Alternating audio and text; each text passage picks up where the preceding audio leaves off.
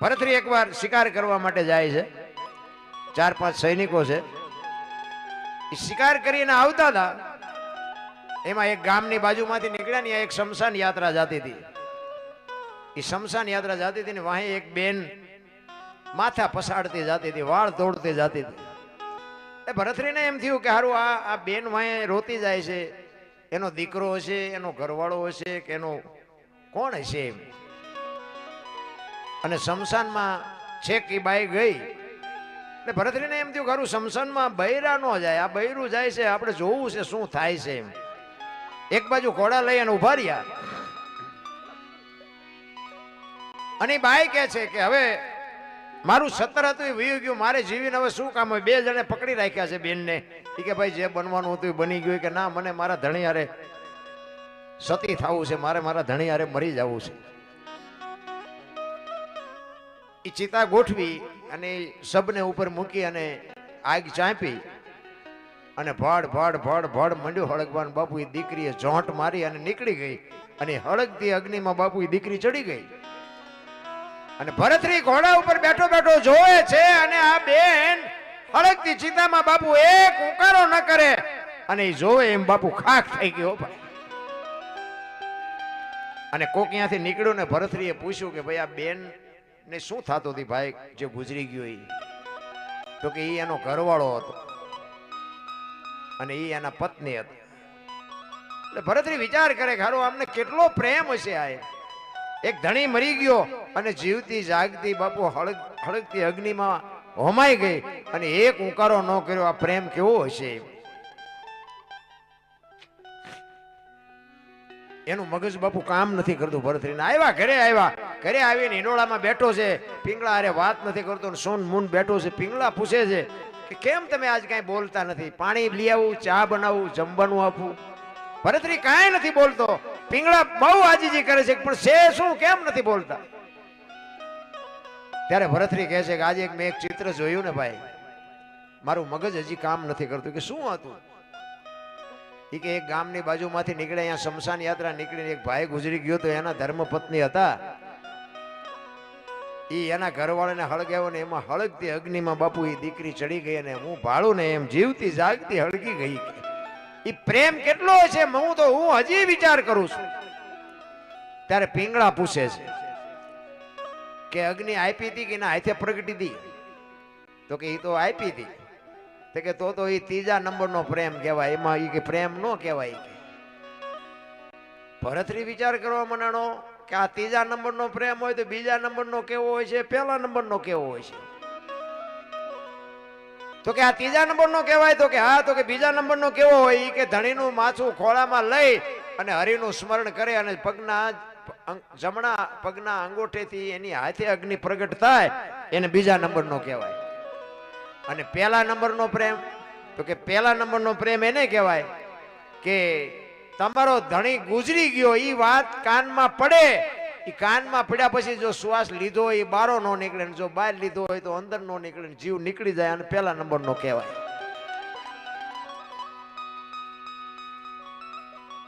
આપણે હકણા ન રે એ પાછા. એ કે તું મને જેવો પ્રેમ કરસ? પિંગળાને ભરતરી કે છે. એટલે પિંગળા વિચાર કરવા મનાણી કે હવે આમને, અને સ્વાભાવિક છે આપણું બૈરું આપણને 1લા નંબરનો કરતું હોય, 5મા નંબરનો કરતું હોય, તો એમ જ કે 1લા નંબરનો હોય. પણ પિંગળા બાપુ વિચાર કરે છે કે આ દરબારને અવળું હુજ્યું. એ કે હું તમને 1લા નંબરનો જ કરું છું, પણ તમે આ બહુ ઊંડા ન ઉતરશો. એ કે આ તમારે કંઈ કરવાની જરૂર નથી. એ કે ના એવું નથી, પણ એ કે મને આમ તું દિલથી કે ને મને એમ કે તું કેટલા નંબરનો પ્રેમ કરે છે? પિંગળાને એમ થયું કે હવે આમને હું કહીશ ને તો આ માનશે નહીં અને આ પરીક્ષા કરશે ને તો દુઃખી થવાના છે. કારણ કે બાપુ પતિવ્રતા નારી 92 લાખ માળવો જેને દૂધ તો એનું બૈરું કઈ જેવું તેવું તો હોય નહીં. એ કે મને કહે તો ખરી કે તું મને કેવો પ્રેમ કરશ? ત્યારે બાપુ પિંગળાએ કીધું કે દરબાર હું તમને 1લા નંબરનો પ્રેમ કરું છું, પણ અખતરો ન કરતા ને રોતા નહીં આવડે. ચેલેન્જ મારી દીધી. હું તમને 1લા નંબરનો બાપુ આપણું બૈરું જો આપણું જ હોય ને તો એ 1લા નંબરનો જ કરતું હોય, અખતરો ન કરતા ને રોતા નહીં આવડે. એ કે ના એવું તો નહીં કરે, પણ તોય આપણે તો ન હકણા રહી. 400 મહિનાનો સમય થયો ને બીજી વાર શિકાર કરવા ગયા ને એનો ભાઈ વિક્રમ ભેગો છે. વિક્રમને કીધું કે તું મારો ઘોડો ને તારો ઘોડો બે લઈને જા અને ઘરે તારા ભાભીને કહેજે. એ પૂછે કે તમારા ભાઈ ક્યાં ગયા? તો તારે કહેવાનું સિંહના શિકારમાં કાયમ આવી ગયા. એ કે પણ ભાઈ આવું શું કામ કરવું છે? નહીં કંઈક બનશે ને તો દેકારા બોલી જાય, ખોટું આવું વંટોળિયા હું ચડાવીને કામ છે. એ કે હું તને કહું તારે કરવાનું, ઉપાડ. વિક્રમ આવ્યો બાપુ રાજમાં ઘોડા લઈને, અને બે ઘોડા લઈ આમ દોરીને જતો હતો ને આમે અટારીમાં પિંગળા ઊભી છે, આમ અટારીને હાથ પકડી અને પડખે દાસી ઊભી છે. અને પિંગળાએ પૂછ્યું, વિક્રમભાઈ તમારા ભાઈ ક્યાં? વિક્રમ બોલ્યો નહીં કે તમને કહું છું વિક્રમભાઈ તમારા ભાઈ ક્યાં ગયા? એ કે ભાભી મારા ભાઈને સિંહના શિકારમાં કાયમ આવી ગયા, મારા ભાઈ વિયાઈ ગયા. એ આમ નામ હાથ રહ્યો ને બાપુ ખોડિયામાંથી જીવ નીકળી ગયો. દાસી પિંગળાને કહે છે કે બા હાલો. એ આમ બાવડું પકડ્યું ને પિંગળા પડી, દેકારો બોલી ગયો, પિંગળા તો ગુજરી ગઈ. ઘડીક થયું ભરથરી આવ્યો ને બધા માણસો મીડિયા ભેગા થવા કે ભારે કરી ભારે કરી ભારે કરી, અને 92 લાખ માળવો ધણી એનું બૈરું ગુજરે પછી તો બાપુ દુનિયા મેદની ભેગી થાય. ભરથરી માથા પછાડે દેકારો મીડો કરવા, મને આવી ખબર નહોતી, મને આમ નહોતું, મને આમ નહોતું. દેકારા મીડા બોલવાના. આખી બાપુ ઉજ્જૈનમાં નગરીમાં બાપુ ખબર પડવા માંડી. ચારે બાજુથી કીડીયું ઘોડે માણા મીડું ઉભરાવા. ભરથરી બાપુ આમ તમે જોવો તો ધૂળમાં માથા પસાડે, વાળ તોડે, કપડા ફાડે, પિંગળા પિંગળા પિંગળા કરે. ગુરુ મહારાજ ને બોલાવ્યા. ગુરુ મહારાજ આવે ને ગુરુ મહારાજના પગમાં માથા પસાડે. ગુરુ મહારાજ કાંઈક કરો, ગુરુ મહારાજ કાંઈક કરો. ભરથરીને કે પણ તમે જ આ ઊભું કર્યું છે, તમારે આ ચા કરવાની જરૂર હતી. હાથે કરીને આવા વંટોળિયા ચડાવો. અને આ આપણા ઘરમાં ત્યાં અમુક હાથે કરીને ન ચડાવતા, શાંતિથી જે ગાડું હાલતું હોય હાલવા દેતા હોય. તો અહીંયા કઈક સી આ ધણીનું પદ મળે ને એટલે ઠેકડા જ મારતા હોય નકરા. પછી વંટોળિયા ચડે, પછી કે હવે અમારું કઈક હમું કરો, હમું કરો. શું હમું કરે? તમે જ વંટોળિયા ચડાવ્યા, શું હમું કરવું આમાં? એ વાત કરતા વાર લાગે. ભરથરી રોવે છે, દેકારો કરે છે. શમશાન યાત્રા તૈયાર થઈને બધા નીકળ્યા. એમ કરતા કરતા બાપુ શમશાને પહોંચવા આવ્યા ને ભરથરી ગાંડો તૂર થઈ ગયો. પિંગળા પિંગળા કરે છે ને ગુરુ મહારાજની આંખમાંથી આહુડા પડવા માંડ્યા કે હવે હું કરું?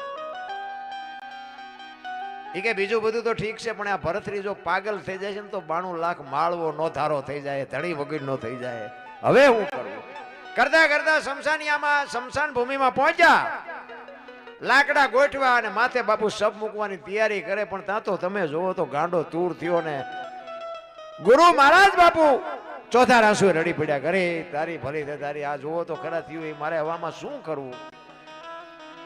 અને કુદરતને કરવું ને એક ગુંદકાનો બાપુ આત્મો આમ જાતો તો ગુરુ મહારાજ ભજનના બળથી જોઈ ગયા. એમને જોયું કે આત્મો હારો નથી, પણ કે આ આત્મો નાખીને પિંગલાને બેઠી કરું તો ભરથરી તો ભાનમાં આવે. અને એ આત્માને પકડી અને પિંગળાના ખોળિયામાં નાખ્યો ને પિંગળાને બેઠી કરી અને ભરથરી રાજી રાજી થઈ ગયો. પણ ગુરુ મહારાજને બાપુ ચેન નથી પડતું. એ કે આ આત્મો હારો નથી, આ ગમે તારે 92 લાખ માળવાનું ખેદાન મેદાન કરવાની. પણ ભરથરીને બચાવવા માટે, ભરથરી પાગલ ન થઈ જાય એટલા માટે બાપુ એ આત્મો નાખ્યો. અને પછી તો બાપુ છે ને બધો જે ઇતિહાસ છે ને એ બધી પછીનો છે. અશ્વપાળનો અમરફળનો એ બધો ઇતિહાસ છે ને એ પછીનો છે. 92 લાખ માળવાનું ધણીનું બૈરું હોય બાપુ, એવું જવું તેવું હોય નહીં. પછી એને એમ થયું, ઓહો પિંગળા વાયા તો મેં આટલું કર્યું ને આ પિંગળા, પણ ખરેખર હાચી પિંગળા તો મરી જ ગઈ હતી બાપુ. આ પિંગળા હાચી હતી જ નહીં. અને પછી એને નક્કી કરી લીધું કે હવે આપણે સાધુ થઈ જાવ. ઈ ગુરુ ગોરખ પાસે જઈ, જાલંધર મહારાજ પાસે જઈ અને દીક્ષા લે. અને ગુરુ મહારાજ એમ કે તું તારી પત્નીને પાસે ભિક્ષા માંગી અને પત્નીને જો માં કહેવાની તૈયારી હોય તો તું અમારા ભેગો હાલ. આપણી તૈયારી છે આવી? ભગવાન ભેગો થયો હોય તો આપણે આપણા બૈરાને માં કહીએ કે બાપુ ભરથરી કેવો મહાપુરુષ થઈ ગયો. તમે જોવો તો પિંગળા વગર રહી નહોતો હકતો, એના બદલે પિંગળાને એને માં કીધી છે. એનું પરિવર્તન કેવડું આવ્યું છે. પણ એવા જયારે સદગુરુ મળે, સદગુરુ તમને શાન આપે ને પછી જ બાપુ આ નક્કી થાય. બાકી એમનામ નક્કી કોઈ દી થાય જ નહીં.